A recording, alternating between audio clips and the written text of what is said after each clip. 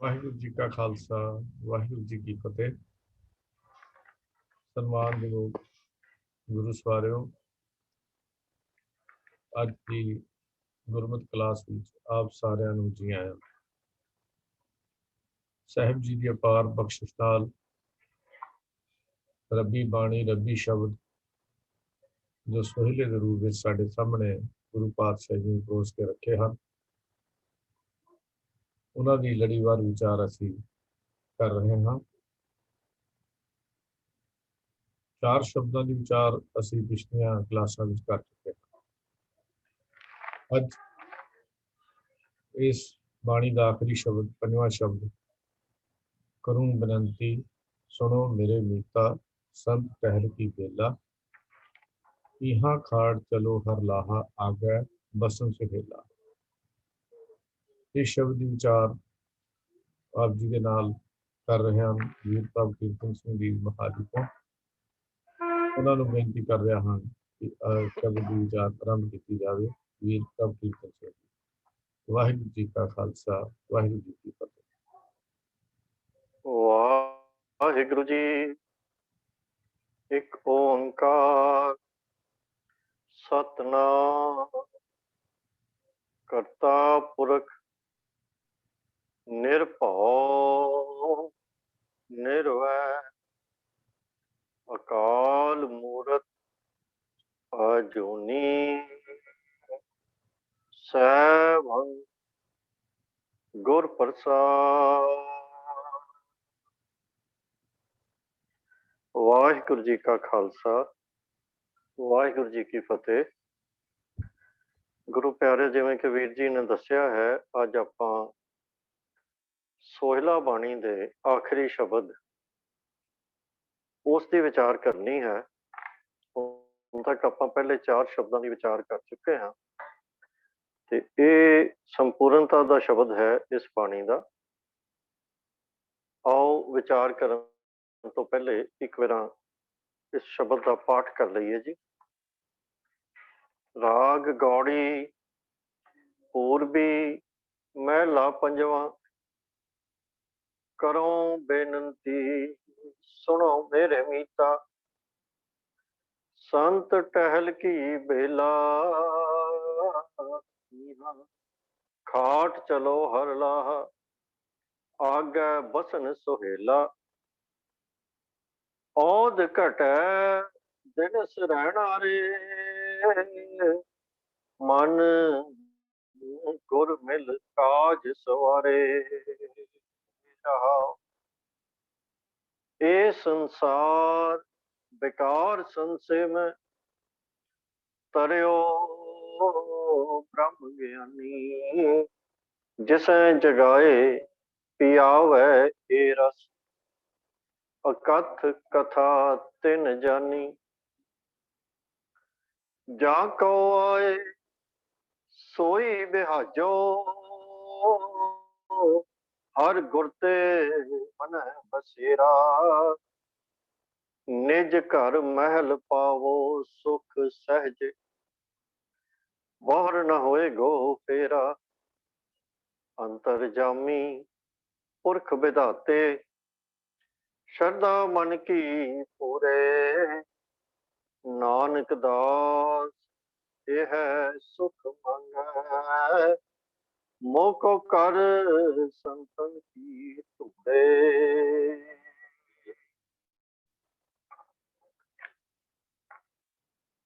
आओ सब तो पहला इस शब्द की जो रहाव की पंक्ति है, जिस विच किसी भी शब्द का मुख भाव मुख उपदेश हुंदा है, वो उपदेश हुंदा है जिस ते आपां अमल करना हुंदा है। ਉਹਦੀ विचार सब तो पहला करिए जी। रहाव का बंद है औद घटै दिनस रहना रे। औद का अर्थ है उम्र ते रहना का अर्थ है रात। दिनस दिन है जिवें आपां जानते हाँ। सतगुरु कह रहे हैं कि हे मेरे मन, दिन ते रात दे चक्कर विच दिन आउंदा है, रात आउंदी है, दिन बीतदा है, फिर रात बीतदी है, दिन रात करके ਔਧ ਘਟੈ ਸਾਡੀ ਉਮਰ ਘਟਦੀ ਜਾ ਰਹੀ। ਦੁਨਿਆਵੀ ਤੌਰ ਤੇ ਤਾਂ ਸਾਡੀ ਉਮਰ ਵੱਧਦੀ ਜਾ ਰਹੀ ਹੈ ਇਹਦੇ ਨਾਲ, ਪਰ ਔਧ ਘਟੈ ਦਾ ਮਤਲਬ ਹੈ ਕਿ ਜੋ ਬਕਾਇਆ ਸਾਡੀ ਉਮਰ ਹੈ, ਜਿੰਨੀ ਬਾਕੀ ਬਚੀ ਹੋਈ ਹੈ, ਜਿਹਦਾ ਅਸੀਂ ਫਾਇਦਾ ਉਠਾ ਸਕਦੇ ਹਾਂ, ਜਿਹਦੇ 'ਚ ਅਸੀਂ ਕੁਛ ਕਰ ਸਕਦੇ ਹਾਂ, ਕਿਉਂਕਿ ਜਿਹੜੀ ਤਾਂ ਬੀਤ ਗਈ ਉਹ ਤੇ ਵਿਹਾ ਗਈ। ਉਹਦੇ 'ਚ ਤਾਂ ਅਸੀਂ ਜੋ ਕਰਨਾ ਸੀ ਕਰ ਲਿਆ, ਉਹਦਾ ਤੇ ਅਸੀਂ ਸਿਰਫ ਐਨਾਲਿਸਿਸ ਕਰ ਸਕਦੇ ਹਾਂ, ਇਵੈਲੂਏਸ਼ਨ ਕਰ ਸਕਦੇ ਹਾਂ ਕਿ ਵੀ ਅਸੀਂ ਉਹਦੇ 'ਚ ਕੀ ਖੱਟਿਆ, ਕੀ ਗਵਾਇਆ। ਪਰ ਜਿਹੜੀ ਬਾਕੀ ਸਾਡੇ ਕੋਲ ਬਚਦੀ ਉਮਰ ਹੈ, ਉਹ ਘਟਦੀ ਜਾ ਰਹੀ। ਤੇ ਸਤਿਗੁਰੂ ਕਹਿੰਦੇ ਹਨ, ਮਨ ਗੁਰ ਮਿਲ ਕਾਜ ਸਵਾਰੇ। ਮਿਲ ਦਾ ਅਰਥ ਹੈ ਮਿਲ ਕੇ, ਤੇ ਸਵਾਰੇ ਦਾ ਅਰਥ ਹੈ ਕਿ ਭਾਈ ਸਵਾਰ ਲੈ। ਸੋ ਸਤਿਗੁਰੂ ਕਹਿ ਰਹੇ ਹਨ, ਹੇ ਮੇਰੇ ਮਨ, ਗੁਰੂ ਨੂੰ ਮਿਲ ਕੇ ਮਨੁੱਖਾ ਜੀਵਨ ਦਾ ਕੰਮ ਸਿਰੇ ਚਾੜ ਲੈ, ਸਵਾਰ ਲੈ। ਜਦੋਂ ਅਸੀਂ ਕੰਮ ਕੋਈ ਪੂਰਾ ਕਰ ਲੈਂਦੇ ਹਾਂ, ਕਹਿੰਦੇ ਇਹ ਕੰਮ ਸਵਾਰ ਲਿਆ, ਭਾਵੇਂ ਪੂਰਾ ਕਰ ਲਿਆ, ਸਿਰੇ ਚਾੜ ਦਿੱਤਾ।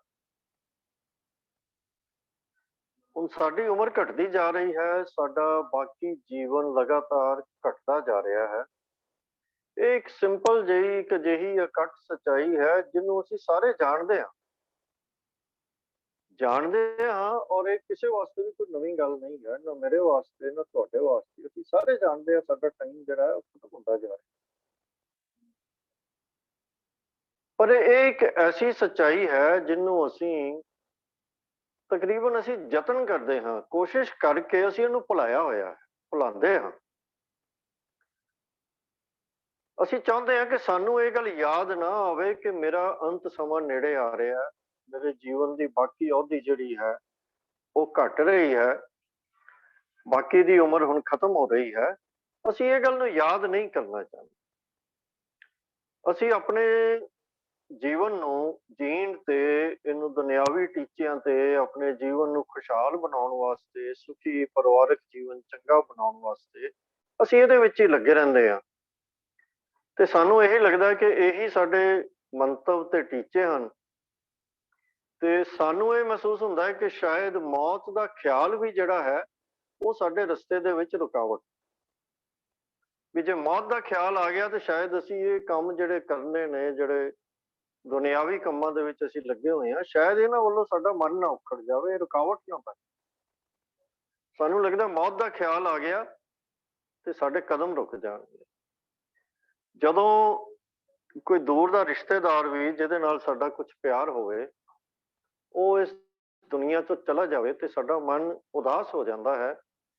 ਤੇ ਫਿਰ ਸਾਡੇ ਆਲੇ ਦੁਆਲੇ ਦੇ ਲੋਕ, ਸਾਡੇ ਪਰਿਵਾਰ ਦੇ ਮਿੱਤਰ ਸੰਬੰਧੀ, ਉਹ ਸਾਨੂੰ ਸਮਝਾਉਂਦੇ ਹਨ ਕਿ ਭਾਈ ਇਹ ਇਸ ਤਰ੍ਹਾਂ ਨਹੀਂ, ਆਪਣੇ ਮਨ ਨੂੰ ਨਾਰਮਲ ਤਰੀਕੇ ਦੇ ਵਿੱਚ ਲਿਆ, ਦੁਨਿਆਵੀ ਕੰਮ ਕਰਨੇ ਹਨ ਤੂੰ, ਤੇ ਸਾਡਾ ਮੂਡ ਠੀਕ ਕਰਨ ਦੇ ਉਹ ਕੁਛ ਨਾ ਕੁਛ ਕਰਦੇ ਹਨ, ਸਾਨੂੰ ਮੁੜ ਉਹਦੇ ਵਿੱਚ ਰੁਝਾਉਣ ਦਾ ਯਤਨ ਕਰਦੇ ਹਨ, ਕੰਮ ਵਿੱਚ ਪਾਉਂਦੇ ਹਨ।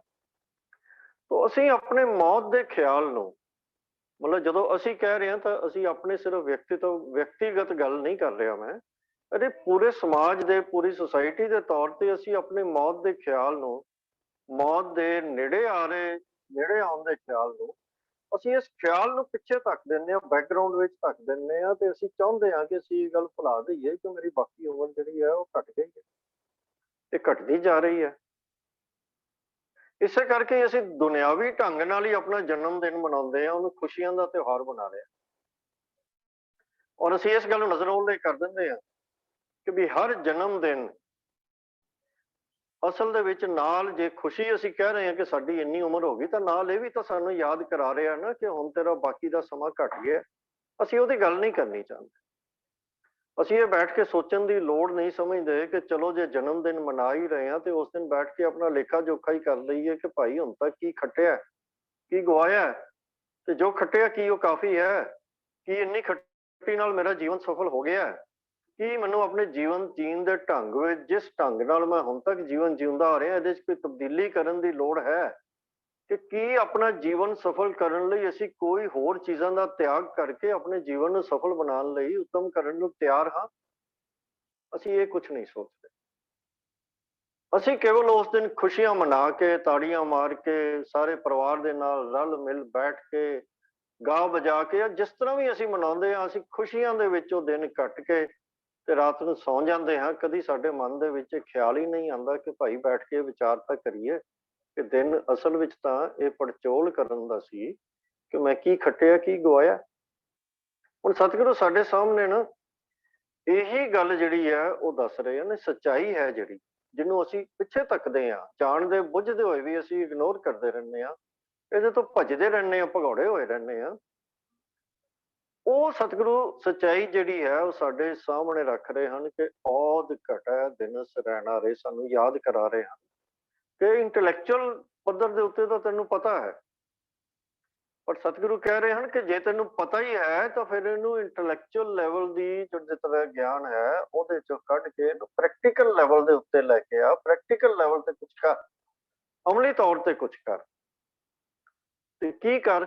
ਸਤਿਗੁਰੂ ਕਹਿ ਰਹੇ ਹਨ ਕਿ ਮਨ ਗੁਰ ਮਿਲ ਕਾਜ ਸਵਾਰ, ਗੁਰੂ ਦੀ ਸ਼ਰਨ ਦੇ ਵਿੱਚ ਪੈ ਜਾ, ਗੁਰੂ ਨੂੰ ਮਿਲ ਤੇ ਕਾਜ ਸਵਾਰ। ਜਿਹੜਾ ਕਾਜ ਤੂੰ ਇਸ ਜਗਤ ਦੇ ਵਿੱਚ ਕਰਨ ਲਈ ਆਇਆ ਹੈ ਉਹਨੂੰ ਸਵਾਰ, ਸਿਰੇ ਚਾੜ, ਪੂਰਾ ਕਰ, ਸਫਲ ਬਣ। ਇਹ ਸਤਿਗੁਰੂ ਸਾਨੂੰ ਕਹਿ ਰਹੇ ਹਨ, ਕਿਉਂਕਿ ਜੇ ਅਸੀਂ ਆਪਣਾ ਜੀਵਨ ਸਫਲ ਕਰਨਾ ਹੈ ਤੇ ਉਹਦੇ ਲਈ ਅਸੀਂ ਆਪਣੇ ਆਪ ਆਪਣੇ ਲੈਵਲ ਦੇ ਉੱਤੇ ਅਸੀਂ ਬਹੁਤ ਕੁਝ ਕਰਨ ਦਾ ਯਤਨ ਕਰਦੇ। ਅਸੀਂ ਦੁਨਿਆਵੀ ਤੌਰ ਤੇ ਵੀ ਦੇਖੀਏ, ਕਿਸੇ ਕੰਮ ਵਿੱਚ ਸਫਲਤਾ ਲੈਣੀ ਹੈ, ਅਸੀਂ ਉਹਦਾ ਰਾਹ ਲੱਭਣ ਦਾ ਯਤਨ ਕਰਦੇ ਹਾਂ, ਉਹਦੇ ਲਈ ਰਿਸੋਰਸਿਸ ਇਕੱਠੇ ਕਰਦੇ ਹਾਂ, ਰਸਤਾ ਸਾਨੂੰ ਕਿਵੇਂ ਪਤਾ ਲੱਗੇਗਾ, ਰਸਤੇ 'ਚ ਕੀ ਚਾਹੀਦਾ ਹੈ, ਬੜਾ ਤਰੱਦਦ ਕਰਦੇ ਹਨ। ਪਰ ਸਤਿਗੁਰੂ ਕਹਿੰਦੇ ਹਨ ਕਿ ਜੀਵਨ ਨੂੰ ਸਫਲ ਕਰਨ ਦੇ ਲਈ ਤੈਨੂੰ ਸਾਰੇ ਤਰੱਦਦ ਛੱਡ ਕੇ ਕੋਈ ਕੰਮ ਕਰਨਾ ਚਾਹੀਦਾ ਹੈ ਕਿ ਗੁਰੂ ਦੀ ਸ਼ਰਨ ਦੇ ਵਿੱਚ ਪੈ। ਫਿਰ ਨਾ ਦਿਮਾਗ ਲਾਉਣ ਦੀ ਲੋੜ ਹੈ, ਫਿਰ ਨਾ ਰਿਸਰਚ ਕਰਨ ਦੀ ਲੋੜ ਹੈ, ਨਾ ਐਨਾਲਿਸਿਸ ਕਰਨ ਦੀ ਲੋੜ ਹੈ। ਲੋੜ ਹੈ ਤਾਂ ਬਸ ਇੱਕੋ ਹੀ ਹੈ ਕਿ ਗੁਰੂ ਦੀ ਸ਼ਰਨ ਵਿੱਚ ਪੈ ਜਾ। ਇਹ ਫੈਸਲਾ ਕਰ ਲੈ ਕਿ ਅੱਜ ਤੋਂ ਬਾਅਦ ਮੈਂ ਜੀਵਨ ਉਦਾਂ ਹੀ ਬਿਤਾਉਣਾ ਹੈ ਜਿਵੇਂ ਗੁਰੂ ਕਹਿ ਰਿਹਾ, ਤੇ ਤੇਰਾ ਜੀਵਨ ਜਿਹੜਾ ਹੈ ਉਹਦੇ ਨਾਲ ਹੀ ਸਫਲ ਹੋ ਜਾਏਗਾ। ਬਸ ਇਹ ਮਨ ਦੇ ਵਿੱਚ ਧਾਰਨ ਕਰ ਲੈ ਕਿ ਗੁਰੂ ਦੀ ਸਿੱਖਿਆ ਨੂੰ ਮੈਂ ਆਪਣੇ ਜੀਵਨ ਦੇ ਵਿੱਚ ਢਾਲਣਾ।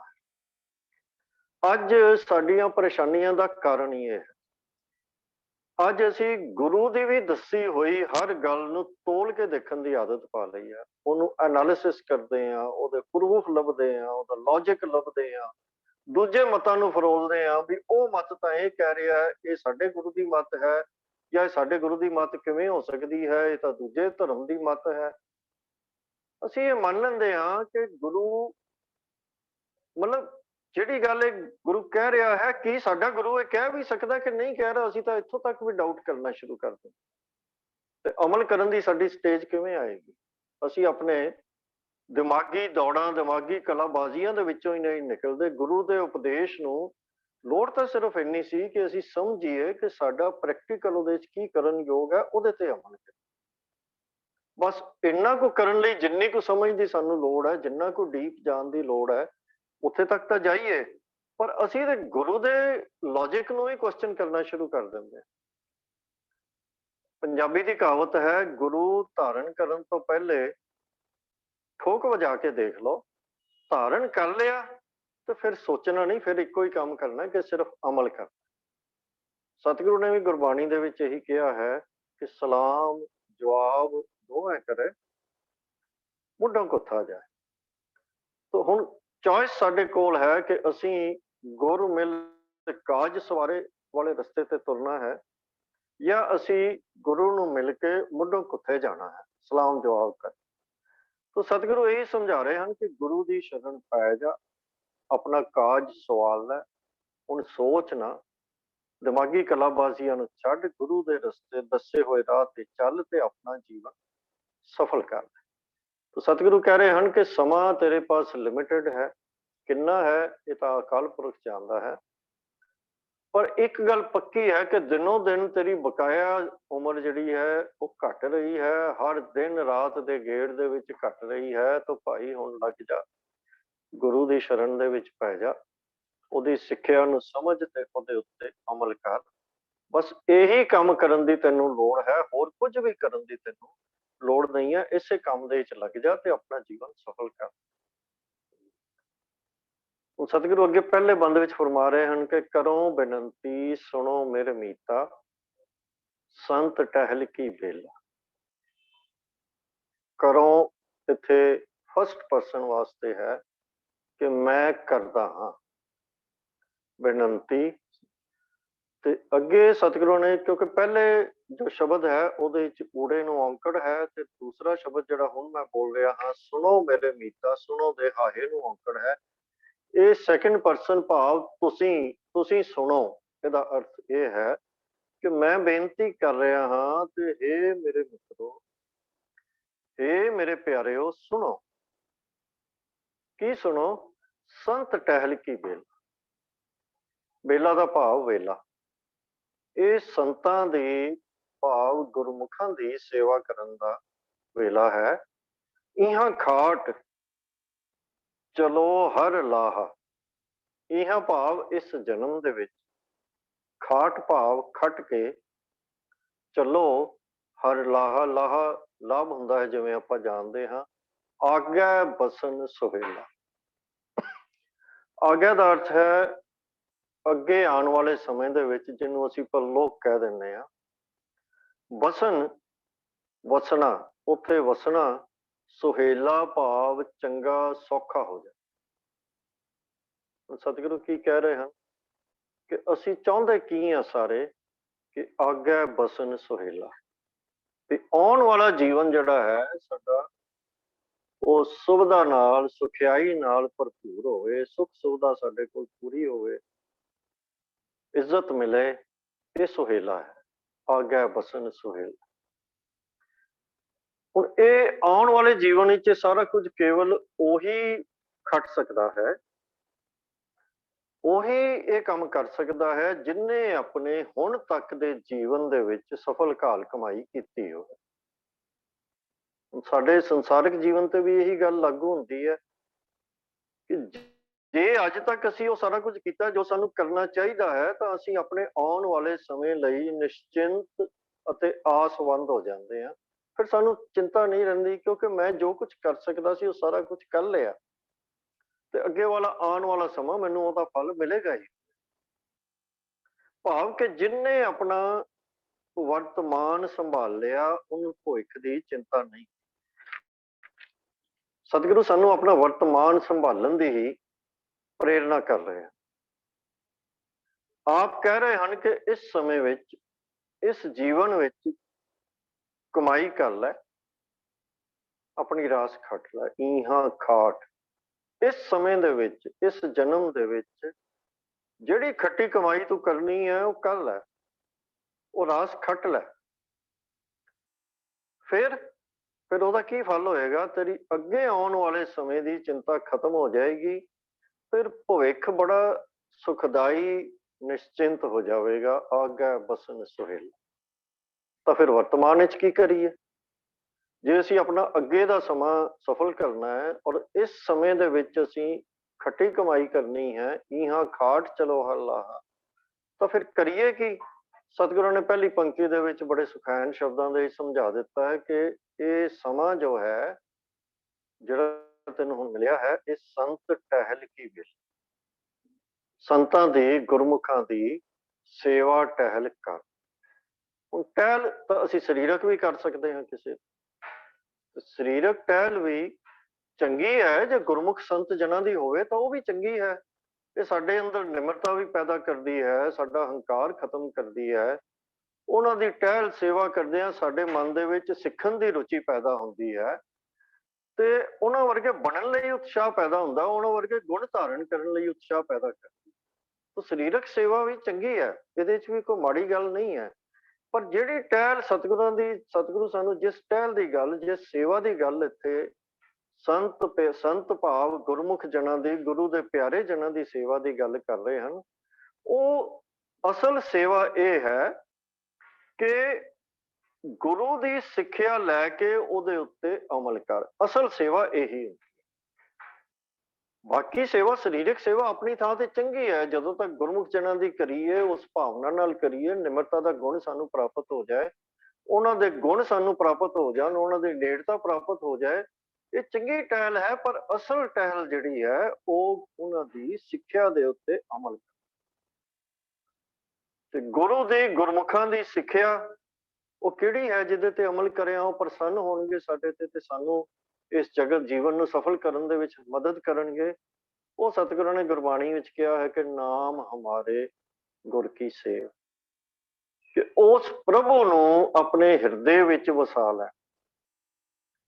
ਉਸ ਦੇ ਨਾਮ ਦਾ ਸਿਮਰਨ ਕਰਨਾ, ਆਪਣੇ ਹਿਰਦੇ ਵਿੱਚ ਉਹਦੀ ਯਾਦ ਨੂੰ ਵਸਾ ਲੈਣਾ, ਹਿਰਦੇ ਵਿੱਚ ਉਹਦੀ ਯਾਦ ਵਸਾ ਕੇ ਆਪਣੇ ਜੀਵਨ ਨੂੰ ਉਹੋ ਜਿਹਾ ਬਣਾਉਣਾ ਕਿ ਅਸੀਂ ਅਕਾਲ ਪੁਰਖ ਨੂੰ ਚੰਗੇ ਲੱਗੀਏ, ਉਹੀ ਅਸਲ ਸੇਵਾ ਹੈ।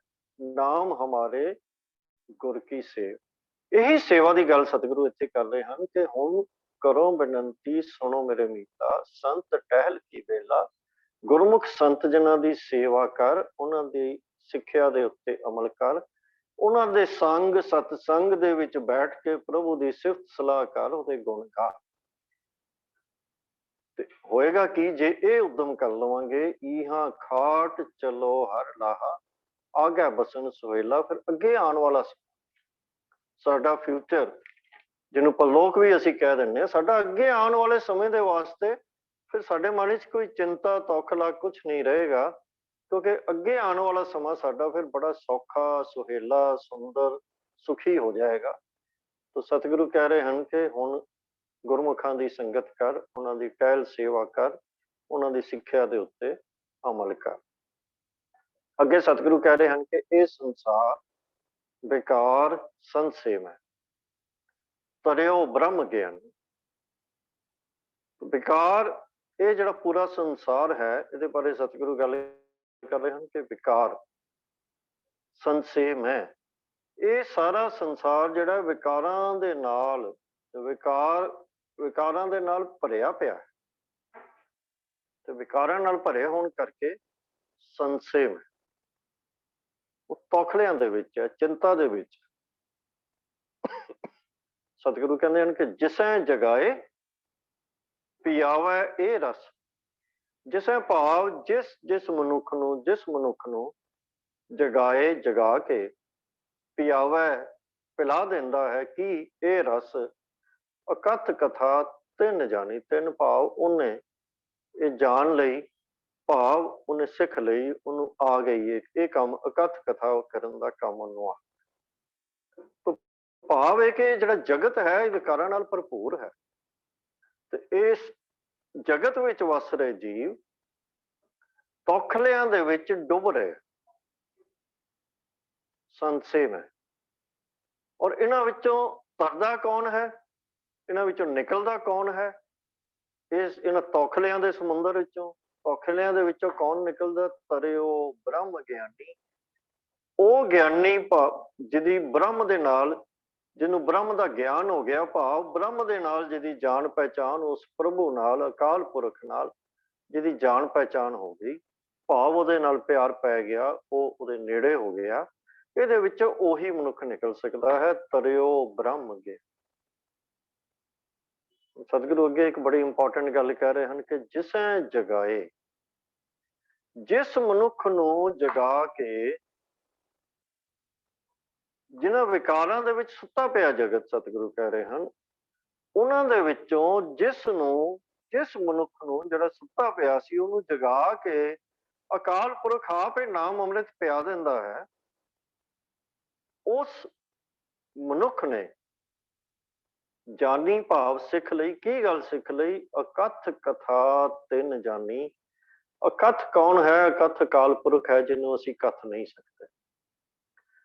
ਤੋ ਉਸ ਅਕਥ ਦੀ ਕਥਾ ਹੈ, ਉਸ ਨੂੰ ਜਿਹੜੀ ਭਾਵ ਉਹਦੀ ਵਿਚਾਰ, ਉਹਦੇ ਗੁਣਾਂ ਦਾ ਗਾਇਨ, ਉਹਦੀ ਸਿਫਤ ਸਲਾਹ, ਕਿਉਂਕਿ ਉਹ ਅਕਥ ਹੈ, ਤਾਂ ਅਕਥ ਦੀ ਕਥਾ ਨੂੰ ਅਕਥ ਕਥਾ ਦਾ ਨਾਮ ਦਿੱਤਾ ਗਿਆ ਹੈ ਕਿ ਉਹ ਮਨੁੱਖ ਅਕਥ ਪ੍ਰਭੂ ਦੀਆਂ ਗੱਲਾਂ ਕਰਨੀਆਂ ਸ਼ੁਰੂ ਕਰ ਦਿੰਦਾ ਹੈ, ਪ੍ਰਭੂ ਦੀ ਸਿਫਤ ਸਲਾਹ ਵਿੱਚ ਲੱਗ ਜਾਂਦਾ ਹੈ। ਉਹਨੂੰ ਜਾਂਚ ਆ ਜਾਂਦੀ ਹੈ ਕਿ ਉਹਦੇ ਗੁਣ ਕਿਵੇਂ ਗਾ। ਹੁਣ ਜਦੋਂ ਸਾਡਾ ਜੀਵਨ ਜਗਤ ਦੇ ਵਿੱਚ ਵਿਕਾਰਾਂ ਨਾਲ ਭਰਿਆ ਹੁੰਦਾ ਹੈ, ਤਾਂ ਸੰਸੇ ਤੇ ਤੌਖਲੇ ਹੋਣੇ ਜਿਹੜੇ ਨੇ, ਇਹ ਕੁਦਰਤੀ ਗੱਲ। ਜਿਵੇਂ ਸਤਿਗੁਰੂ ਜੀ ਨੇ ਇੱਥੇ ਕਿਹਾ ਹੈ ਕਿ ਵਿਕਾਰ ਸੰਸੇਮ ਹੈ। ਹੁਣ ਵਿਕਾਰ ਤਾਂ ਹੈ ਹੀ ਉਹ ਨੇ ਜਿਹੜਾ ਸਾਡਾ ਜੀਵਨ ਦੁੱਖ ਨਾਲ ਭਰ ਦਿੰਦੇ ਨੇ। ਉਹ ਚੀਜ਼ਾਂ ਜੋ ਸਾਡਾ ਵਰਤਮਾਨ ਜੀਵਨ ਵੀ ਦੁੱਖਾਂ ਨਾਲ ਭਰ ਦੇਣ, ਉਹਨਾਂ ਤੋਂ ਇਹ ਕਿਵੇਂ ਆਸ ਲਗਾਈ ਜਾ ਸਕਦੀ ਹੈ ਕਿ ਉਹ ਸਾਡਾ ਭਵਿੱਖ ਵੀ ਸੁਹੇਲਾ ਬਣਾ ਦੇਣਗੇ? ਜਿਵੇਂ ਸਤਿਗੁਰੂ ਜੀ ਨੇ ਉੱਤੇ ਸ਼ਬਦ ਵਰਤਿਆ ਹੈ। ਕਿਉਂਕਿ ਵਿਕਾਰ ਤਾਂ ਸਾਡਾ ਪ੍ਰੈਜ਼ੈਂਟ ਹੀ ਕਰਪਟ ਕਰ ਦਿੰਦੇ ਨੇ। ਸਾਨੂੰ ਇਸ ਜੀਵਨ ਦੇ ਵਿੱਚ ਹੀ ਤਰ੍ਹਾਂ ਤਰ੍ਹਾਂ ਦੇ ਦੁੱਖ, ਚਾਹੇ ਕਾਮ ਹੈ, ਕ੍ਰੋਧ ਹੈ, ਲੋਭ ਹੈ, ਇਹ ਪੰਜੇ ਵਿਕਾਰ ਜਿਉਂ-ਜਿਉਂ ਸਾਡੇ ਜੀਵਨ ਵਿੱਚ ਸਾਨੂੰ ਓਵਰਪਾਵਰ ਕਰਦੇ ਜਾਂਦੇ ਹਨ, ਇਸੇ ਜੀਵਨ ਦੇ ਵਿੱਚ ਹੀ ਸਾਡਾ ਜਿਹੜਾ ਜੀਵਨ ਆ ਉਹ ਦੁੱਖਾਂ ਦਾ ਘਰ ਬਣਦਾ ਜਾਂਦਾ ਹੈ। ਤਾਂ ਫਿਰ ਇਹ ਕਿਵੇਂ ਹੋ ਜਾਏ ਕਿ ਫਿਰ ਇਹ ਵਿਕਾਰ ਕਰਦਿਆਂ ਸਾਡਾ ਜੀਵਨ ਇਸ ਸੰਸ਼ੇ ਵਿੱਚ ਨਾ ਹੋਵੇ, ਡਰ ਵਿੱਚ ਨਾ ਹੋਵੇ ਕਿ ਮੇਰਾ ਅੱਗੋਂ ਕੀ ਬਣੇ, ਕਿਉਂਕਿ ਉਹਨੇ ਸਾਡਾ ਪ੍ਰੈਜ਼ੈਂਟ ਹੀ ਖਰਾਬ ਕਰ ਦਿੱਤਾ ਹੈ। ਤੇ ਸਤਿਗੁਰੂ ਕਹਿੰਦੇ ਹਨ ਕਿ ਜਿਹੜਾ ਭਵਿੱਖ ਹੈ ਉਹਦੇ ਚ ਕੌਣ ਹੈ ਕਿ ਤਰੇਗਾ ਕੌਣ, ਉਹ ਜਿਹੜਾ ਇਹਨਾਂ ਵਿਕਾਰਾਂ ਤੋਂ ਉੱਪਰ ਉੱਠ ਜਾਵੇ, ਉਸ ਪ੍ਰਭੂ ਦੇ ਬ੍ਰਹਮ ਦੇ ਨੇੜੇ ਹੋ ਜਾਵੇਗਾ, ਜਿਸ ਨੂੰ ਸਤਿਗੁਰਾਂ ਨੇ ਇੱਥੇ ਬ੍ਰਹਮ ਗਿਆਨੀ ਦਾ ਭਾਵ ਪਰਮਾਤਮਾ ਨੂੰ, ਵਾਹਿਗੁਰੂ ਨੂੰ, ਅਕਾਲ ਪੁਰਖ ਨੂੰ ਜਾਣਨ ਵਾਲਾ ਵਿਅਕਤੀ, ਜਿਹਦੀ ਉਹਦੇ ਨਾਲ ਜਾਣ ਪਹਿਚਾਣ ਹੋ ਗਈ, ਜਿਹਨੂੰ ਉਹਦੇ ਗੁਣਾਂ ਦਾ ਪਤਾ ਲੱਗ ਗਿਆ, ਜਿਹੜਾ ਉਹਨਾਂ ਦੇ ਗੁਣ ਗਾਣ ਲੱਗ ਗਿਆ, ਉਹ ਬ੍ਰਹਮ ਗਿਆਨੀ ਦੀ ਸੰਗਿਆ ਸਤਿਗੁਰੂ ਜੀ ਨੇ ਇੱਥੇ ਦਿੱਤੀ ਹੈ। ਇਸ ਤੋਂ ਬਚਿਆ ਕੇਵਲ ਉਹ ਹੈ ਜਿਹੜਾ ਇਸ ਦਿਸਦੇ ਜਗਤ ਦੇ ਵਿਕਾਰਾਂ ਨੂੰ, ਮਾਇਆ ਦੀ ਦੁਨੀਆ ਨੂੰ, ਵਿਕਾਰਾਂ ਦੀ ਦੁਨੀਆ ਨੂੰ ਉਹਦੇ ਨਾਲ ਤੋੜ ਕੇ ਪ੍ਰਭੂ ਦੇ ਨਾਲ ਜੁੜ ਗਿਆ। ਉਹ ਫਿਰ ਪ੍ਰਭੂ ਦੇ ਨਜ਼ਦੀਕੀ ਹੋ ਗਿਆ ਤੇ ਇਹਨਾਂ ਤੋਂ ਬਚ ਗਿਆ, ਉਹ ਤਰ ਗਿਆ। ਇਹ ਸਤਿਗੁਰੂ ਜੀ ਸਾਨੂੰ ਇੱਥੇ ਸਮਝਾ ਰਹੇ ਕਿ ਇਹ ਬ੍ਰਹਮ ਗਿਆਨੀ ਹੀ ਜਗਤ ਤੋਂ ਤਰਦੇ ਹਨ। ਇਹ ਅਜਿਹੇ ਵਿਅਕਤੀ ਹੀ ਵਿਕਾਰਾਂ ਤੋਂ ਮੁਕਤ ਹੋ ਜਾਂਦੇ ਹਨ, ਵਿਕਾਰਾਂ ਤੋਂ ਮੁਕਤ ਹੋ ਕੇ ਤਰ ਜਾਂਦੇ। ਪਰ ਜਿਹੜੇ ਭਾਗਸ਼ਾਲੀ ਮਨੁੱਖ ਜਿਹੜੇ ਨੇ ਉਹ ਪ੍ਰਭੂ ਦੇ ਪ੍ਰੇਮ ਦਾ ਰਸ ਚੱਕ, ਅੱਗੇ ਸਤਿਗੁਰੂ ਜੀ ਕੀ ਕਹਿ ਰਹੇ ਹਨ, ਜਿਸੈ ਜਗਾਏ ਪਿਆਵੈ ਇਹ ਰਸ। ਉਹਨਾਂ ਦਾ ਪ੍ਰਭੂ ਦੇ ਨਾਲ ਪ੍ਰੇਮ ਦਾ ਰਸ ਜਿਨ੍ਹਾਂ ਨੇ ਚੱਖ ਲਿਆ, ਉਹ ਅਕਥ ਕਥਾ ਤੇ ਜਾਨੀ ਉਸ ਅਕਥ ਪ੍ਰਭੂ ਦੇ ਗੁਣ ਗਾਉਣ ਦਾ ਵੱਲ ਸਿੱਖ ਲੈਂਦੇ ਹਨ, ਜਾਚ ਸਿੱਖ ਲੈਂਦੇ। ਪਰ ਇਹ ਹੁੰਦਾ ਕਦੋਂ ਹੈ? ਕਦੋਂ ਉਸ ਪ੍ਰਭੂ ਦੇ ਪ੍ਰੇਮ ਦਾ ਰਸ ਆਉਂਦਾ ਹੈ, ਉਹਦੇ ਗੁਣ ਗਾਉਣ ਦੀ ਜਾਚ ਆ ਜਾਂਦੀ ਹੈ। ਜਿਸੈ ਜਗਾਏ ਪਿਆਵੈ ਇਹ ਰਸ। ਪਰ ਇਹ ਅਵਸਥਾ ਕੇਵਲ ਉਦੋਂ ਹੀ ਆਉਂਦੀ ਹੈ, ਅਜਿਹੇ ਚੰਗੇ ਭਾਗ ਵੀ ਉਦੋਂ ਹੀ ਜਾਗਦੇ ਹਨ ਜਦੋਂ ਪ੍ਰਭੂ ਜੀ ਆਪ ਉਹਨਾਂ ਨੂੰ ਵਿਕਾਰਾਂ ਦੀ ਨੀਂਦ ਦੇ ਵਿੱਚੋਂ ਜਗਾ ਕੇ ਹਰ ਰਸ ਦਾ ਸਵਾਦ ਆਪ ਬਖਸ਼ਦੇ। ਜਿਸੈ ਜਗਾਏ ਪਿਆਵੈ।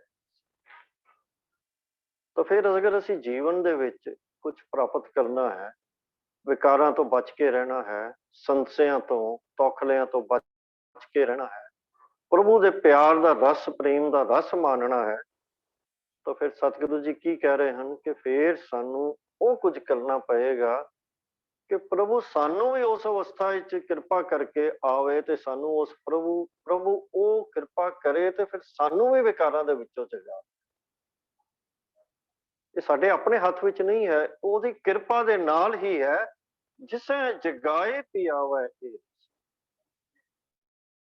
ਤਾਂ ਆਪਾਂ ਉਹ ਕੰਮ ਕਰੀਏ ਕਿ ਅਸੀਂ ਉਹਦੀ ਕਿਰਪਾ ਦੇ, ਉਹਦੀ ਮਿਹਰ ਦੇ, ਉਹਦੀ ਬਖਸ਼ਿਸ਼ ਦੇ ਪਾਤਰ ਬਣੀਏ। ਸਾਨੂੰ ਆਪਣੇ ਜੀਵਨ ਨੂੰ ਉਹੋ ਜਿਹਾ ਬਣਾਉਣਾ ਪਏਗਾ ਕਿ ਅਸੀਂ ਉਹਦੀ ਕਿਰਪਾ ਦੇ ਵਿੱਚ, ਉਹਦੀ ਮਿਹਰ ਦੇ ਵਿੱਚ, ਉਹਦੀ ਨਜ਼ਰ ਦੇ ਵਿੱਚ ਆ ਜਾਈਏ ਤੇ ਉਹ ਆਪ ਸਾਨੂੰ ਵਿਕਾਰਾਂ ਦੇ ਵਿੱਚੋਂ, ਇਹਨਾਂ ਦੀ ਨੀਂਦ ਵਿੱਚੋਂ ਜਗਾ ਕੇ ਹਰੀ ਪ੍ਰੇਮ ਦਾ ਰਸ ਸਾਨੂੰ ਬਖਸ਼ ਲਵੇ ਤੇ ਸਾਨੂੰ ਉਹਦੇ ਗੁਣ ਗਾਉਣ ਦੀ ਜਾਚ ਆ। ਸਤਿਗੁਰੂ ਅੱਗੋਂ ਕਹਿੰਦੇ ਹਨ ਕਿ ਜਾ ਕੋ ਆਏ ਸੋਈ ਬਿਹਾਜ। ਜਾ ਕੋ ਭਾਵ ਜਿਸ ਮਨੋਰਥ ਲਈ, ਜਿਸ ਕੰਮ ਲਈ, ਤੇ ਬਿਹਾਜੋ ਭਾਵ ਉਹਨੂੰ ਖੱਟ ਲਓ, ਉਹਦਾ ਵਣਜ ਕਰ ਲਓ। ਹਰ ਗੁਰ ਤੇ ਮਨੈ ਬਸੇਰਾ। ਤੇ ਦਾ ਭਾਵ ਹੈ ਤੋਂ, ਮਨੈ ਭਾਵ ਮਨ ਦੇ ਵਿੱਚ ਹੀ, ਬਸੇਰਾ ਭਾਵ ਉਹਦਾ ਵਾਸਾ ਹੋ ਜਾਵੇ, ਵਸ ਸਕਦਾ। ਕਿ ਜਿਸ ਕੰਮ ਵਾਸਤੇ ਤੂੰ ਇੱਥੇ ਆਇਆ ਉਹ ਵਣਜ ਕਰ, ਉਹ ਖੱਟੀ ਕਰ। ਤੇ ਉਹ ਉਹ ਹਰੀ ਜਿਹੜਾ ਹੈ ਉਹ ਗੁਰੂ ਤੋਂ ਹੀ ਮਨ ਦੇ ਵਿੱਚ ਵਸੇਗਾ, ਭਾਵ ਗੁਰੂ ਦੀ ਬਖਸ਼ਿਸ਼, ਗੁਰੂ ਦੀ ਕਿਰਪਾ ਨਾਲ ਹੀ ਮਨ ਦੇ ਵਿੱਚ ਵਸੇਗਾ। ਜਦੋਂ ਅਸੀਂ ਗੁਰੂ ਦੀ ਸਿੱਖਿਆ ਗ੍ਰਹਿਣ ਕਰਾਂਗੇ, ਉਹਦੇ ਤੇ ਅਮਲ ਸ਼ੁਰੂ ਕਰਕੇ ਆਪਣਾ ਜੀਵਨ ਗੁਰੂ ਦੀ ਸਿੱਖਿਆ ਦੇ ਮੁਤਾਬਕ ਬਣਾਵਾਂਗੇ, ਫਿਰ ਉਹ ਹਰ ਮਨੈ ਬਸੇਰਾ ਦੇ ਵਿੱਚ ਪਹੁੰਚ ਜਾਏਗਾ, ਮਨ ਦੇ ਵਿੱਚ ਵਸ ਜਾਏਗਾ, ਮਨ ਦੇ ਅੰਦਰ ਹੀ ਵਸ ਜਾਏਗਾ। ਫਿਰ ਬਾਹਰ ਸਾਨੂੰ ਲੱਭਣ ਦੀ ਕੋਈ ਲੋੜ ਨਹੀਂ ਰਹੇਗੀ। ਅੱਗੇ ਸਤਿਗੁਰੂ ਕਹਿ ਰਹੇ ਹਨ ਕਿ ਨਿਜ ਘਰ ਮਹਿਲ ਪਾਵੋ ਸੁਖ ਸਹਿਜ। ਨਿਜ ਘਰ ਦਾ ਮਤਲਬ ਹੈ ਕਿ ਆਪਣਾ ਘਰ ਭਾਵ ਆਪਣਾ ਹਿਰਦਾ, ਜਿੱਥੇ ਅਸੀਂ ਵਸ ਰਹੇ, ਕਿਉਂਕਿ ਇਹ ਸਰੀਰ ਸਾਡੇ ਵਸਣ ਦੀ ਹੀ ਤਾਂ ਥਾਂ ਹੈ। ਤੋ ਇਹ ਸਾਡਾ ਘਰ ਹੈ, ਨਿੱਜ ਘਰ ਹੈ। ਤੇ ਮਹਿਲ, ਮਹਿਲ ਦਾ ਅਰਥ ਹੈ ਉਹ ਟਿਕਾਣਾ, ਉਹ ਘਰ, ਉਹਨੂੰ ਅਸੀਂ ਮਹਿਲ ਕਵਾਂਗੇ ਜਿੱਥੇ ਪ੍ਰਭੂ ਵਸਦੇ ਆ। ਨਿੱਜ ਘਰ ਮਹਿਲ ਪਾਵੋ ਸੁਖ ਸਹਿਜੇ, ਬੋਲ ਨਾ ਹੋਏ ਗੋ ਫੇਰਾ। ਹੁਣ ਜੇ ਹਰ ਗੁਰ ਤੇ ਮਨੈ ਬਸੇਰਾ ਉਹ ਪ੍ਰਭੂ ਸਾਡੇ ਹਿਰਦੇ ਵਿੱਚ ਵਸ ਜਾਵੇ, ਤਾਂ ਫਿਰ ਸਾਡਾ ਹਿਰਦਾ ਘਰ ਨਹੀਂ ਰਹਿ ਜਾਏਗਾ, ਉਹ ਪ੍ਰਭੂ ਦਾ ਮਹਿਲ ਬਣ ਜਾਏਗਾ, ਪ੍ਰਭੂ ਦਾ ਮੰਦਿਰ ਬਣ ਜਾਏਗਾ।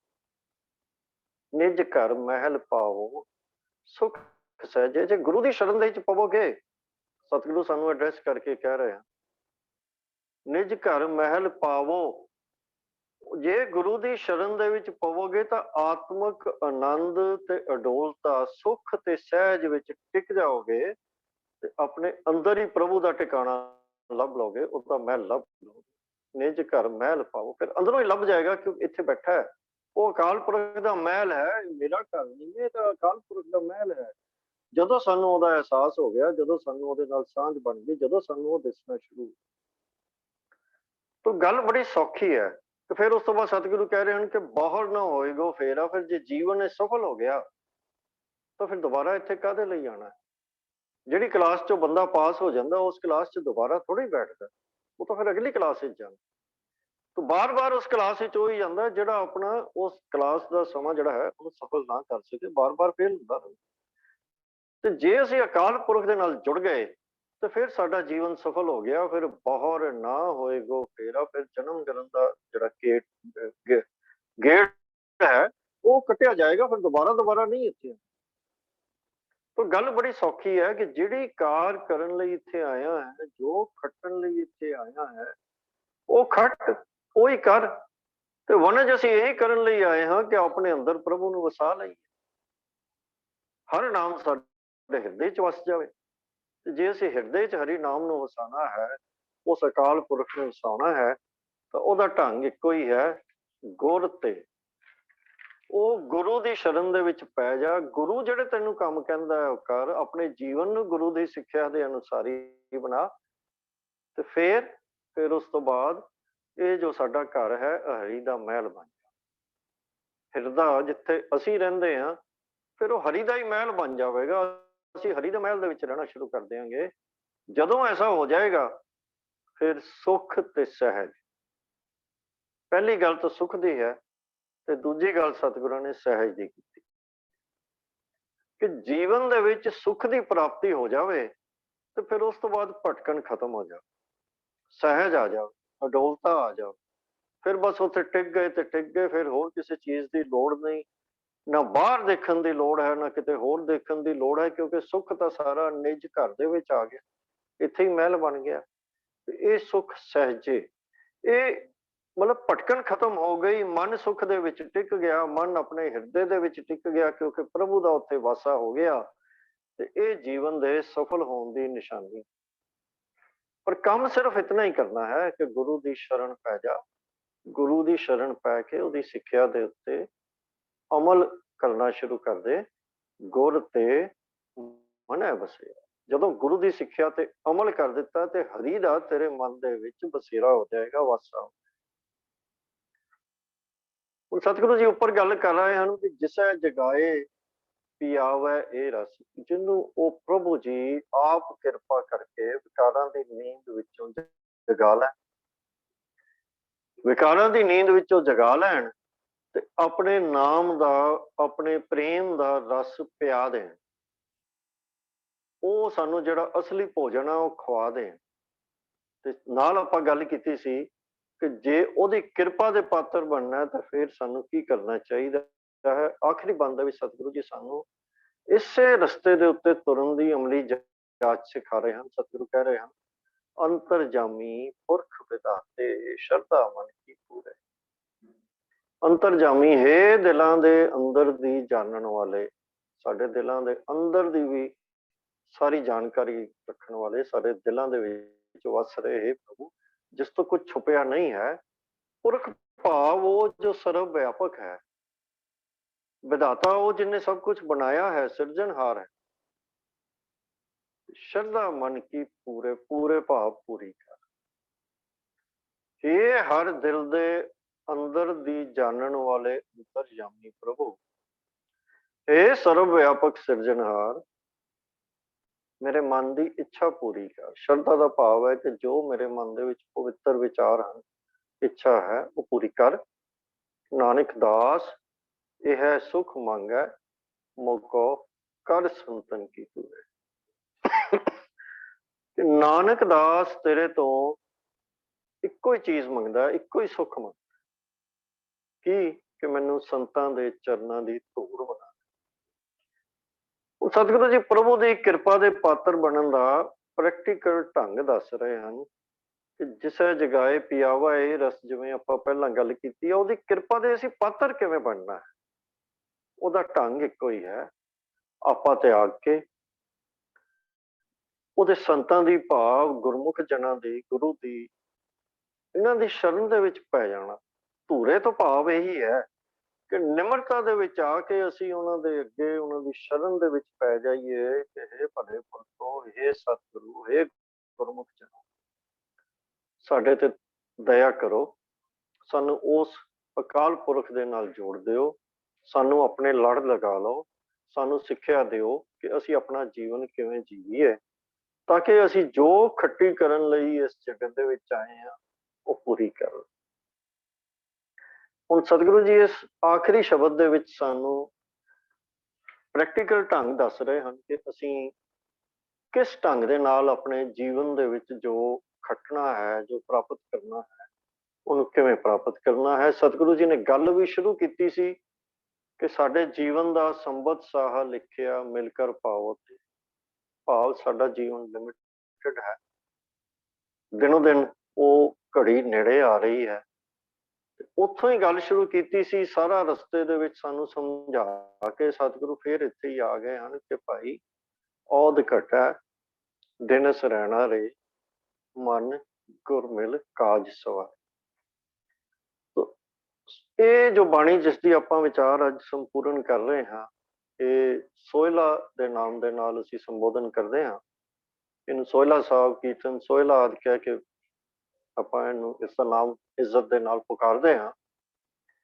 ਔਰ ਜਿਵੇਂ ਕਿ ਸ਼ੁਰੂ ਦੇ ਵਿੱਚ ਸਤਿਕਾਰਯੋਗ ਵੀਰ ਜੀ ਨੇ ਦੱਸਿਆ ਸੀ ਕਿ ਜੋ ਸਾਡੀ ਰਹਿਤ ਮਰਿਆਦਾ ਦੇ ਅਨੁਸਾਰ ਇਹਦਾ ਜੋ ਪਾਠ ਸਾਡੇ ਨਿਤਨੇਮ ਦੇ ਵਿੱਚ ਹੈ, ਉਹ ਹੈ ਕਿ ਜਦੋਂ ਅਸੀਂ ਦਿਨ ਦੀ ਦਿਨਚਰਿਆ ਖਤਮ ਕਰਕੇ, ਜਦੋਂ ਆਰਾਮ ਕਰਨ ਲਈ ਅਸੀਂ ਲੇਟਣਾ ਹੈ, ਦਿਨ ਦਾ ਕੰਮ ਖਤਮ ਕਰਕੇ ਸੌਣਾ ਹੈ, ਉਸ ਤੋਂ ਪਹਿਲੇ ਇਸ ਦਾ ਪਾਠ ਕਰਨਾ ਹੈ। ਤੋ ਇਹ ਸਾਰਾ ਪਾਠ ਅਗਰ ਅਸੀਂ ਬਿਰਤੀ ਸੁਰਤੀ ਜੋੜ ਕੇ ਕਰੀਏ ਤਾਂ ਇਹ ਇੱਕ ਸੈਲਫ ਇਵੈਲੂਏਸ਼ਨ ਐਕਸਰਸਾਈਜ਼ ਪੂਰੀ ਦੀ ਪੂਰੀ ਬਣ ਜਾਂਦੀ ਹੈ। ਔਰ ਇਹ ਸਾਨੂੰ ਪ੍ਰੇਰਨਾ ਦਿੰਦੀ ਹੈ ਕਿ ਅਸੀਂ ਆਪਣੇ ਜੀਵਨ ਦੀ ਪਰਖ ਪੜਚੋਲ ਕਰੀਏ ਕਿ ਅਸੀਂ ਆਪਣੇ ਜੀਵਨ ਦੇ ਵਿੱਚ ਕੀ ਕਰ ਰਹੇ, ਅੱਜ ਮੈਂ ਕੀ ਕੀਤਾ ਹੈ, ਅੱਜ ਮੈਂ ਕੀ ਖੱਟਿਆ ਹੈ, ਅੱਜ ਮੈਂ ਕੀ ਗਵਾਇਆ ਹੈ, ਕੀ ਮੈਂ ਅੱਜ ਦਾ ਦਿਨ ਸਫਲ ਕੀਤਾ ਹੈ ਜਾਂ ਨਹੀਂ ਕੀਤਾ।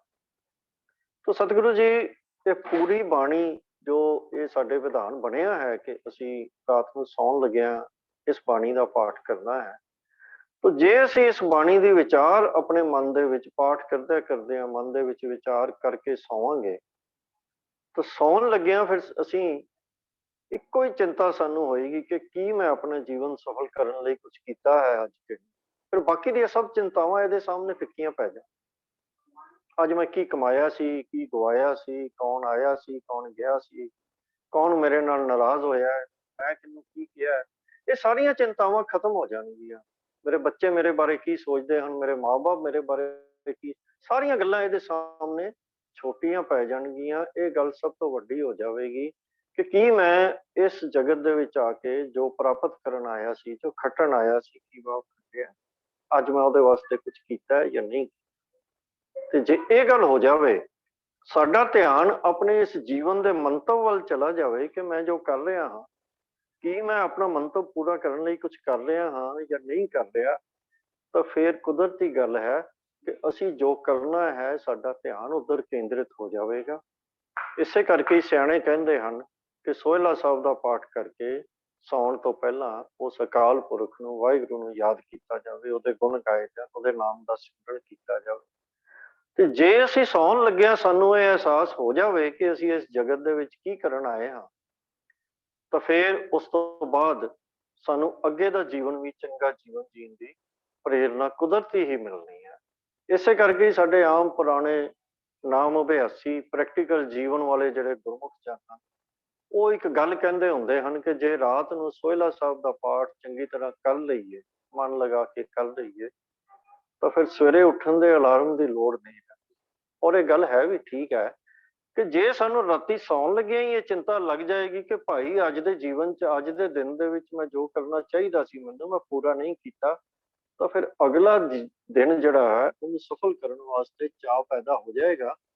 ਤੇ ਜਦੋਂ ਸਾਡੇ ਮਨ ਦੇ ਵਿੱਚ ਸਵੇਰੇ ਉੱਠਣ ਦਾ ਚਾਅ ਹੋਏਗਾ ਤਾਂ ਫਿਰ ਕਿਸੇ ਅਲਾਰਮ ਦੀ ਲੋੜ ਨਹੀਂ ਰਹਿੰਦੀ। ਅਸੀਂ ਜਦੋਂ ਸਫ਼ਰ ਤੇ ਵੀ ਜਾਣਾ ਹੁੰਦਾ ਹੈ ਤਾਂ ਫਿਰ ਘੜੀਆਂ ਦੇ ਅਲਾਰਮਾਂ ਦੀ ਲੋੜ ਨਹੀਂ ਰਹਿੰਦੀ, ਉਸ ਤੋਂ ਪਹਿਲਾਂ ਹੀ ਅਸੀਂ ਜਾਗ ਪੈਂਦੇ ਹਾਂ। ਉਸੇ ਤਰ੍ਹਾਂ ਹੀ ਫਿਰ ਅੰਮ੍ਰਿਤ ਵੇਲਾ ਸੰਭਾਲਣ ਲਈ ਸਾਨੂੰ ਕਿਸੇ ਹੋਰ ਪ੍ਰੇਰਨਾ ਦੀ ਲੋੜ ਨਹੀਂ ਪੈਂਦੀ, ਜੇ ਅਸੀਂ ਕੇਵਲ ਇਹ ਪ੍ਰੇਰਨਾ ਲੈ ਲਈਏ ਕਿ ਅਸੀਂ ਆਪਣੇ ਜੀਵਨ ਨੂੰ ਸਫਲ ਕਰਨਾ ਹੈ ਔਰ ਅਸੀਂ ਕੱਲ ਦਾ ਜੀਵਨ ਅਜਾਈ ਨਹੀਂ। ਇੰਨੀਆਂ ਹੀ ਵਿਚਾਰਾਂ ਦੇ ਨਾਲ ਸਮਾਪਤੀ ਹੈ ਜੀ ਇਹ ਬਾਣੀ ਦੀ। ਜਿੰਨੀ ਡਿਊਟੀ ਮੇਰੀ ਲੱਗੀ ਸੀ, ਅੱਜ ਆਖਰੀ ਦਿਨ ਹੈ, ਇਹਦੇ ਵਿੱਚ ਸਮਾਪਤੀ ਹੈ। ਪੂਰੇ ਸਮੇਂ ਦੇ ਵਿੱਚ ਬਹੁਤ ਸਾਰੀਆਂ ਬੇਅੰਤ ਔਰ ਵੱਡੀਆਂ ਵੱਡੀਆਂ ਭੁੱਲਾਂ ਹੋ ਗਈਆਂ ਹੋਣਗੀਆਂ, ਗੁਸਤਾਖੀਆਂ ਹੋ ਗਈਆਂ ਹੋਣਗੀਆਂ। ਆਪ ਜੀ ਨੇ ਕਿਰਪਾ ਕਰਕੇ, ਮਿਹਰ ਕਰਕੇ, ਦਿਲ ਵੱਡਾ ਕਰਕੇ ਬਖਸ਼ ਲੈਣਾ ਜੀ, ਤੇ ਅਰਦਾਸ ਕਰਨੀ ਕਿ ਜੋ ਗੱਲਾਂ ਸਤਿਗੁਰੂ ਨੇ ਮੂੰਹ ਕਢਾਈਆਂ ਉਹਨਾਂ ਗੱਲਾਂ ਦੇ ਉੱਤੇ ਅਮਲ ਕਰਨ ਦਾ ਵੀ ਉਦਮ ਬਖਸ਼ੇ, ਬਲ ਬਖਸ਼ੇ, ਬੁੱਧੀ ਬਖਸ਼ੇ। ਇਹ ਅਰਦਾਸ ਕਰਦੇ ਨੇ ਜੀ। ਵਾਹਿਗੁਰੂ ਜੀ ਕਾ ਖਾਲਸਾ, ਵਾਹਿਗੁਰੂ ਜੀ ਕਾ ਖਾਲਸਾ, ਵਾਹਿਗੁਰੂ ਜੀ ਕੀ ਫਤਿਹ। ਬਹੁਤ ਬਹੁਤ ਧੰਨਵਾਦ ਜੀ ਵੀਰ ਪ੍ਰਭ ਕੀਰਤਨ ਸਿੰਘ ਜੀ। ਸੋਹਿਲੇ ਬਾਣੀ ਦੀ ਵਿਚਾਰ ਅੱਜ ਗੁਰੂ ਕੀਤੀ ਹੈ। ਕਰਤਾਰ ਨੇ, ਮਾਲਕ ਨੇ, ਸੱਚੇ ਪਾਤਸ਼ਾਹ ਨੇ ਸਾਨੂੰ ਇਹ ਸਰੀਰ ਰੂਪੀ ਇੱਕ ਮਹੱਲ ਬਖਸ਼ਿਆ ਹੈ, ਇੱਕ ਮੰਦਰ ਬਖਸ਼ਿਆ।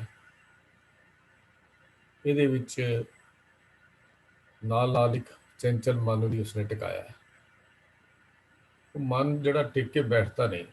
ਗੁਰੂ ਪਾਤਸ਼ਾਹ ਨੇ ਗੁਰਬਾਣੀ ਵਿੱਚ ਵੀ ਬਾਰ-ਬਾਰ ਇਸ ਮਨ ਦਾ ਜ਼ਿਕਰ ਕੀਤਾ, ਕਿਉਂਕਿ ਮਨ ਦਾ ਝੁਕਾਅ ਬਾਹਰ ਮੁਖੀ ਸਰੀਰ ਵਾਲੇ ਪਾਸੇ ਹੋ ਜਾਂਦਾ ਹੈ।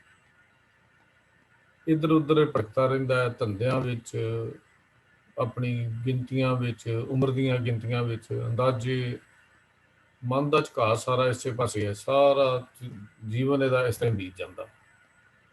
ਤੇ ਜਿਹੜੀ ਸੱਚਾਈ ਮੌਤ ਹੈ ਉਹਨੂੰ ਇਹ ਯਾਦ ਨਹੀਂ ਕਰਦਾ, ਉਹਨੂੰ ਇਹ ਭੁੱਲਿਆ ਹੁੰਦਾ, ਆਪਣੇ ਮਨ ਚੋਂ ਵਿਸਾਰੀ ਬੈਠਦਾ ਹੈ। ਗੁਰੂ ਪਾਤਸ਼ਾਹ ਜੀ ਨੇ ਅਸਲ 'ਚ ਇਸ ਸੋਹਿਲੇ ਰਾਹੀਂ ਇੱਕ ਸੁਖੀ ਜੀਵਨ ਦੇ ਨੁਕਤੇ ਸਾਡੀ ਝੋਲੀ 'ਚ ਪਾਏ ਨੇ।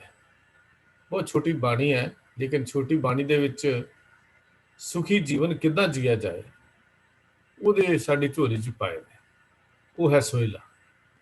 ਸੋਹਿਲਾ ਸਿਵ ਸਲਾਹ। ਸੋਹਿਲੇ ਦਾ ਮਤਲਬ ਵੀ ਸਿਵ ਸਲਾਹ।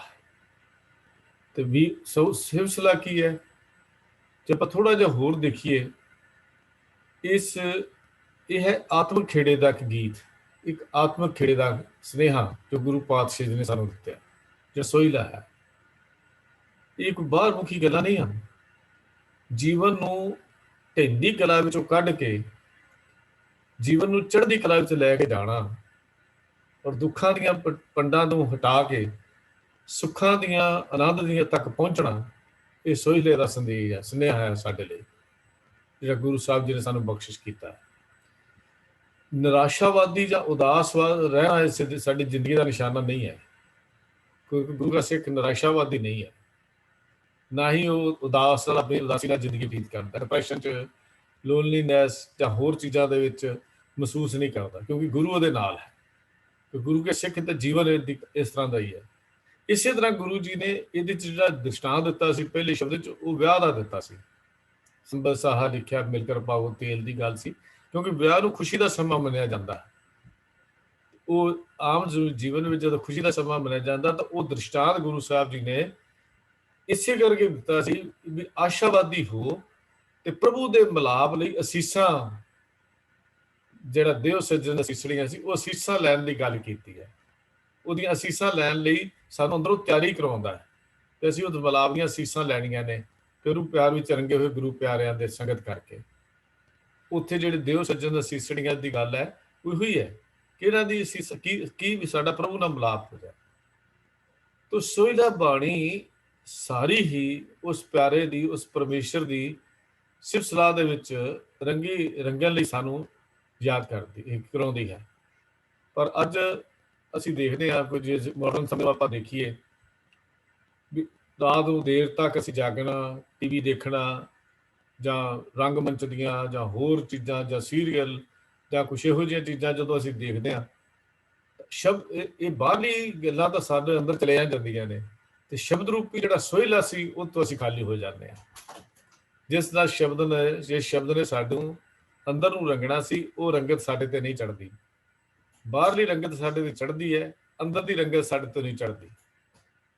ਇਹ ਨਿਯਮ ਹੈ ਕੰਮ ਵੀ ਜਿੰਨੇ ਕਿ ਜਲਦੀ ਅਸੀਂ ਸੌਂਦੇ ਹਾਂ ਉਨੀ ਕੁ ਜਲਦੀ ਅਸੀਂ ਉੱਠ ਜਾਂਦੇ ਹਾਂ। ਨੀਂਦ ਇੱਕ ਟਾਈਮ ਹੈ, ਉਹਨਾਂ ਸਮਾਂ ਅਸੀਂ ਪੂਰਾ ਕਰਦੇ ਹਾਂ, ਤੇ ਜਿੰਨੀ ਲੇਟ ਅਸੀਂ ਸੌਂਦੇ ਹਾਂ ਉਨੀ ਹੀ ਲੇਟ ਸਾਨੂੰ ਜਿਹੜਾ ਹੈ ਉਹ ਸਾਡੀ ਸਵੇਰੇ ਜਾਗ ਖੁੱਲਦੀ ਹੈ। ਇੱਕ ਨਿਯਮ ਹੈ, ਇਸ ਵਾਸਤੇ ਕਿ ਜੀਵਨ ਨੂੰ ਡਿਸਿਪਲਿਨ ਬਣਾਉਣਾ ਵੀ ਸੋਹਿਲਾ ਬਾਣੀ ਸਿਖਾਉਂਦੀ ਹੈ ਵੀ ਸਮੇਂ ਸਿਰ ਸੌਣਾ ਤੇ ਸਮੇਂ ਸਿਰ ਉੱਠਣਾ, ਤਦ ਕਿ ਗੁਰੂ ਪਾਤਸ਼ਾਹ ਫਿਰ ਕਹਿੰਦੇ ਉੱਠਣਦਿਆਂ ਬਹਾਉਂਦਿਆਂ ਸਮੰਦਿਆਂ ਸੁੱਖ ਹੋਏ।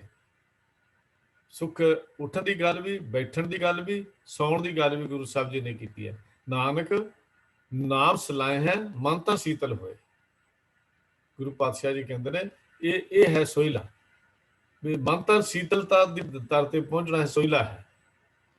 ਤੋ ਇਹ ਗੁਰੂ ਪਾਤਸ਼ਾਹ ਜੀ ਨੇ ਇਹਦੇ ਚ ਇਹ ਵੀ ਦੱਸਿਆ, ਬੰਦਿਆ ਸੰਸਾਰ ਤੇ ਤੂੰ ਰਹਿਣਾ ਨਹੀਂ ਹੈ, ਇਹ ਤਾਂ ਜਿੰਦ ਬੂਟੀ ਮਰਨ ਵਾਰ ਲੈ ਜਾਸੀ ਪਰਨਾਏ ਹੈ। ਜਿੰਦ ਰੂਪੀ ਵੋਟੀ ਨੂੰ ਮੌਤ ਰੂਪੀ ਲਾੜਾ ਇਹ ਵਿਆਹ ਕੇ ਲੈ ਜਾਏਗਾ। ਇੱਥੇ ਤੂੰ ਸਦਾ ਬੈਠ ਨਹੀਂ ਰਹਿਣਾ, ਇਹ ਸਮਾਂ ਥੋੜਾ ਹੈ। ਇਸ ਵਾਸਤੇ ਤੂੰ ਉਹ ਕੰਮ ਕਰ ਜਿਸ ਕੰਮ ਲਈ ਤੂੰ ਆਇਆ। ਜਾਂ ਕੋ ਆਏ ਸੋਈ ਬਿਹਾਜੀ, ਹਰ ਗੁਰੂ ਤੇ ਮਨੇ ਵਸੇਰਾ ਦੀ ਗੱਲ ਇਹ ਸੁਨੇਹਾ ਦਿੰਦੀ ਹੈ। ਤੂੰ ਜਾਂ ਕੋ ਆਏ ਦਾ ਕੀ ਹੈ? ਉਹ ਹੈ ਨਿਜ ਘਰ ਮਹਿਲ ਪਾਵੋ ਸੁਖ ਸਹਿਜ। ਨਿਜ ਘਰ ਵਿੱਚ ਟਿਕਣਾ। ਅਸਲੀ ਸਾਡੀ ਜ਼ਿੰਦਗੀ ਨਿਜ ਘਰ ਦੀ ਹੈ। ਨਿਜ ਘਰ ਕੀ ਹੈ? ਉਹਦੇ ਵਿੱਚ ਅੰਤਰ ਆਤਮੇ ਹੋ ਕੇ ਆਨੰਦ ਦੇ ਘਰ ਵਿੱਚ ਪਹੁੰਚ ਜਾਣਾ, ਜਿੱਥੇ ਫਿਰ ਜਨਮ ਮਰਨ ਤੋਂ ਸਾਡੀ ਆਵਾਗਮਨ ਦਾ ਚੱਕਰ ਸਾਡਾ ਜਿਹੜਾ ਖਤਮ ਹੋ ਜਾਏ। ਪਰ ਹੁੰਦਾ ਕੀ ਹੈ? ਆਇਓ ਲਾਭ ਲਾਭਣ ਕੇ ਤਾਈ ਦੇਖ ਮੋਹਨ ਠਗੋਰੀ ਸੋ ਉਲਝ ਪਹਾ। ਨਾਰੰਗ ਰਾਜ ਗੁਰੂ ਪਾਤਸ਼ਾਹ ਗੁਰੂ ਅਰਜਨ ਸਾਹਿਬ ਮਹਾਰਾਜ ਦਾ ਸ਼ਬਦ ਆਉਂਦਾ ਹੈ ਵੀ ਮਨੁੱਖ ਆਇਓ ਲਾਭ ਲਾਭਣ ਕੇ ਤਾਈ, ਵੀ ਲਾਹਾ ਲੈਣ ਲਈ ਆਇਆ, ਪਰ ਵਿਖੇ ਠਗੋਰੀ ਦੇ ਵਿੱਚ ਫਸ ਗਿਆ। ਜ਼ਹਿਰ ਅੰਮ੍ਰਿਤ ਕੌੜਾ ਵਿਖਿਆ ਮਿੱਠੀ, ਸਾਕਤ ਕੀ ਬਿੰਦ ਮੈਨੂੰ ਡਿੱਠੀ ਵਾਲੀ ਗੱਲ ਸਾਡੇ ਤੇ ਲੱਗੀ ਹੁੰਦੀ ਹੈ। ਸਤਿਗੁਰੂ ਕਹਿੰਦੇ ਨੇ ਪ੍ਰਾਣੀ ਤੋਂ ਆਇਆ ਲਾਹਾ ਲੈਣ, ਲੱਗਾ ਕਿਤ ਫਕੜੇ ਸਭ ਮੁਖ ਦੀ ਚੱਲੀ ਰਹਿਣ। ਗੁਰੂ ਪਾਤਸ਼ਾਹ ਵੀ ਸਾਨੂੰ ਗੱਲ ਸਮਝਾਉਂਦੇ ਨੇ। ਫਿਰ ਕਹਿੰਦੇ ਨੇ ਬੰਦਿਆ ਲਾਭ ਲਿਓ ਹਰ ਹਿਰਦੇ ਅਰਾਧੋ। ਹਰੀ ਨੂੰ ਰਾਧ ਇਹ ਲਾਹਾ ਹੈ ਤੇਰਾ, ਇਹਾਂ ਖਾੜ ਚਲੋ ਹਰ ਲਾਹਾ ਕਿਹੜਾ? ਇਹ ਲਾਹਾ ਕਿਹੜਾ? ਹਰ ਹਿਰਦੇ ਅਰਾਧੋ, ਜਿਹਦੇ ਨਾਲ ਛੁੱਟ ਕੇ ਆਵਨ ਜਾਣੀ, ਜਿਹਨਾਂ ਆਵਨ ਜਾਣ ਤੋਂ ਤੇਰਾ ਛੁਟਕਾਰਾ ਹੋ ਸਕੇ। ਜਿਹਨੂੰ ਅਸੀਂ ਬਾਅਦ ਚ ਅਰਦਾਸ ਕਰਦੇ ਆ ਨਾ, ਤੈਨੂੰ ਚਰਨਾਂ ਚ ਨਿਵਾਸ ਬਖਸ਼ੀ, ਗੁਰੂ ਸਾਹਿਬ ਜੀ ਉਹ ਇੱਥੇ ਸਾਨੂੰ ਸਮਝਾਉਂਦੇ ਨੇ ਵੀ ਜੇ ਚਰਨਾਂ ਚ ਨਿਵਾਸ ਦੀ ਗੱਲ ਕਰਨੀ ਹੈ, ਉਹਦੇ ਚ ਅਭੇਦ ਹੋਣ ਦੀ ਗੱਲ ਕਰਨੀ ਹੈ, ਤਾਂ ਆਪਣੇ ਜਿਹੜੀ ਗੱਲ ਕਿ ਇਹ ਹੈਗੀ ਹੈ ਲਾਭ ਲਿਓ ਹਰ ਹਿਰਦੇ ਅਰਾਧੋ ਦੀ ਗੱਲ ਪਹਿਲਾਂ ਯਾਦ ਕਰ, ਤਾਂ ਤੇਰਾ ਛੁੱਟ ਕੇ ਆਵਨ ਜਾਣੀ ਦੀ ਗੱਲ ਹੋਏਗੀ, ਤਾਂ ਉਹ ਗੱਲ ਸਾਡੀ ਜਿਹੜੀ ਬਣੇਗੀ। ਤੇ ਗੁਰੂ ਸਾਹਿਬ ਜੀ ਨੇ ਇਸੇ ਗੱਲ ਸਾਨੂੰ ਸਮਝਾ ਦਿੱਤੀ ਹੈ ਵੀ ਆਓ ਪਿਆਰਿਓ ਸੋਹਿਲਾ ਗਾਈਏ। ਅਬ ਸੋਹਿਲਾ ਗਾਈਏ ਨਾ, ਸੋਹਿਲੇ ਨੂੰ ਆਪਣੀ ਅੰਦਰ ਨੂੰ ਰੰਗੀਏ, ਤੇ ਉਹ ਖੇੜਾ, ਉਹ ਖੁਸ਼ੀ, ਉਹ ਆਨੰਦ ਜਿਹੜਾ ਗੁਰੂ ਪਾਤਸ਼ਾਹ ਜੀ ਨੇ ਸਾਨੂੰ ਇਸ ਬਾਣੀ ਰਾਹੀਂ ਬਖਸ਼ਿਸ਼ ਕੀਤਾ, ਉਹ ਅਸੀਂ ਮਾਣੀਏ, ਆਨੰਦ ਮਾਣੀਏ, ਤੇ ਉਸ ਆਨੰਦ ਨਾਲ ਅਸੀਂ ਜ਼ਿੰਦਗੀ ਜੀਏ। ਇਹ ਸੋਹਿਲਾ ਹੈ ਜੋ ਸਤਿਗੁਰੂ ਜੀ ਨੇ ਸਾਡੀ ਝੋਲੀ ਵਿੱਚ ਪਾਇਆ। 5 ਸ਼ਬਦਾਂ ਦਾ ਮੇਲ ਤੇ ਸੁਮੇਲ, ਔਰ 5 ਸ਼ਬਦ ਗੁਰੂ ਪਾਤਸ਼ਾਹ ਨੇ ਜੀਵਨ ਨੂੰ ਇੱਕ ਚੜ੍ਹਦੀ ਕਲਾ ਵਾਲੇ ਲਿਜਾਣ ਵਾਲੇ ਪਾਸੇ, ਸਾਨੂੰ ਜੀਵਨ ਦਾ ਮਕਸਦ, ਜੀਵਨ ਦਾ ਮਨੋਰਥ, ਜੀਵਨ ਦੀ ਸਫਲਤਾ, ਹਰ ਚੀਜ਼ ਗੁਰੂ ਪਾਤਸ਼ਾਹ ਜੀ ਨੇ ਇਹਨਾਂ ਸ਼ਬਦਾਂ ਰਾਹੀਂ ਸਾਨੂੰ ਸਾਡੀ ਝੋਲੀ ਵਿੱਚ ਪਾ ਦਿੱਤੀ। ਤੇ ਉਸ ਕਰਤਾਰ ਦੀ ਸਿਫਤ ਵਿੱਚ ਆਪਣੇ ਆਪ ਨੂੰ ਰੰਗਣ ਦੀ ਗੱਲ ਆਰਤੀ ਵਾਲੇ ਸ਼ਬਦ ਵਿੱਚ ਕਰਕੇ ਸਾਡਾ ਲੋਕ ਸੁਖੀ ਪਰਲੋਕ ਸੁਹੇਲਾ ਕਰਨ ਦੀ ਗੱਲ ਕੀਤੀ। ਮੀਆਂ ਭੁੱਲਾਂ ਚੁੱਕਾਂ ਦੀ ਖਿਮਾ ਜੀ। ਬਹੁਤ ਬਹੁਤ ਧੰਨਵਾਦ ਹੈ ਵੀਰ ਪ੍ਰਭ ਕੀਰਤਨ ਸਿੰਘ ਜੀ। ਬਹੁਤ ਹੀ ਪਿਆਰ ਤੇ ਬਹੁਤ ਹੀ ਸਤਿਕਾਰ ਸਨਮਾਨ ਤੇ ਬਹੁਤ ਹੀ ਤੁਹਾਡਾ ਧੰਨਵਾਦ। ਕਿੰਨੀ ਵਾਰੀ ਕਰੀਏ ਉਹ ਥੋੜਾ ਹੈ। ਬਹੁਤ ਪਿਆਰ ਨਾਲ ਆਪ ਜੀ ਨੇ ਸਾਨੂੰ ਇਹ ਬਾਣੀਆਂ ਦੀ ਸਾਡੀ ਸ਼ਬਦ ਵਿਚਾਰ ਕਰਕੇ ਸਾਡੀ ਝੋਲੀ ਵਿੱਚ ਪਾਇਆ ਹੈ। ਜੀ ਰਾਜਾ ਸਿੰਘ ਜੀ। ਵਾਹਿਗੁਰੂ ਜੀ ਕਾ ਖਾਲਸਾ, ਵਾਹਿਗੁਰੂ ਜੀ।